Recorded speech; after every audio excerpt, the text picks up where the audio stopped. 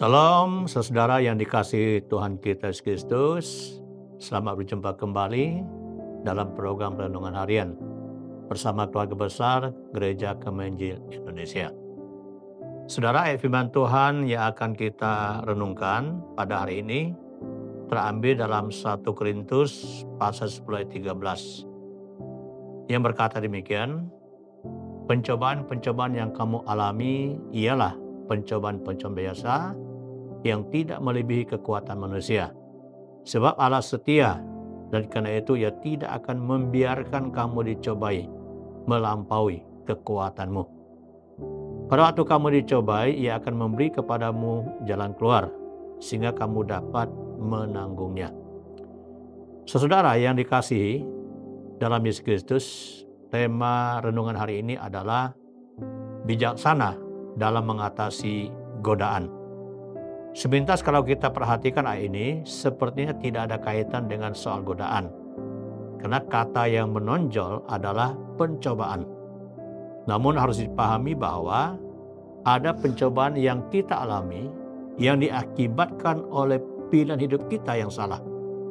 Kita tidak bisa berpikir bahwa karena ada Tuhan yang melindungi, menjaga, dan selalu bersama dengan kita, maka kita tidak mungkin jatuh dalam pencobaan.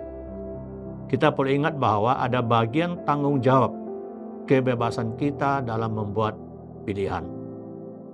Kalau kita lihat ayat-ayat sebelumnya, maka kita dapat mengerti hubungan godaan dan pencobaan. 1 Korintus pasal 10 ayat 1 sampai 11. Sekaligus kita dapat menemukan tindakan bijaksana yang harus kita terapkan dalam diri kita dalam menghadapi godaan supaya tidak jatuh dalam pencobaan adalah dengan cara memperhatikan contoh dan peringatan peristiwa. Saya ulangi, contoh dan peringatan peristiwa. Apa yang terjadi terhadap umat Israel?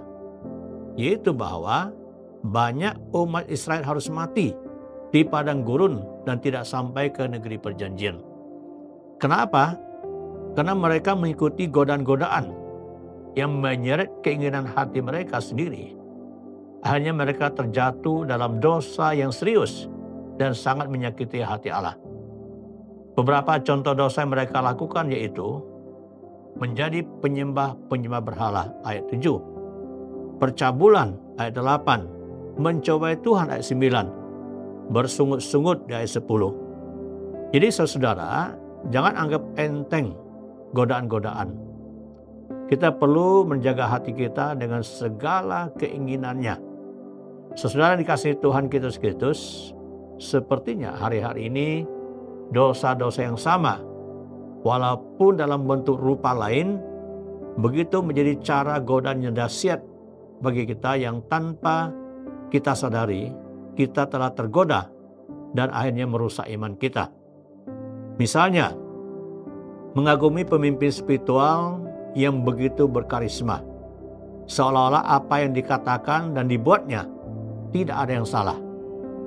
Padahal kita lupa bahwa semua manusia telah berdosa dan berbuat dosa, kecuali Yesus Kristus. Kita boleh kagum dan harus hormat dengan pemimpin rohani, tetapi bukan berarti dalam dirinya sudah sempurna. Kita juga harus rela menerima kekurangannya. Namun, menjadikan pemimpin rohani yang seolah-olah tiada salah dan sempurna adalah sedang memberhalakan manusia. Dosa penyembahan berhala lainnya adalah dosa jabatan, yaitu berebut dan mempertahankan jabatan secara tidak konstitusional dan bertanggung jawab yang membawa perpecahan, kerusakan organisasi. Dosa mamon yang menjadikan uang sebagai Tuhan dan sebagainya. Godaan dosa percabulan dan orang-orang terpikat di dalamnya sudah begitu banyak. Contoh yang melibatkan berbagai kalangan tingkat sosial. Dosa mencobai Tuhan adalah dosa melawan kehendak Tuhan, melawan kekuasaan Tuhan yang biasa juga beriringan dengan memberontak kepada hamba Tuhan yang dipilih dan diurapi Tuhan. Kita bandingkan dengan kitab Bilangan 21 ayat 5 dan 6. Bersungut-sungut menjadi makanan pokok dalam rumah tangga. dalam pelayanan. Saudara, hendaklah kita menang terhadap semua godaan dan perbuatan atas dosa-dosa demikian. Sebagai penutup renungan hari ini, kita diperingatkan dalam 1 Korintus pasal 10 ayat 12. Sebab itu siapa yang menyangka bahwa ia teguh berdiri, berhati-hatilah supaya ia jangan jatuh. Demikian berkat firman buat kita hari ini. Shalom saudara, salam bijaksana menghadapi dan melawan godaan. Tuhan Yesus memberkati. Amin.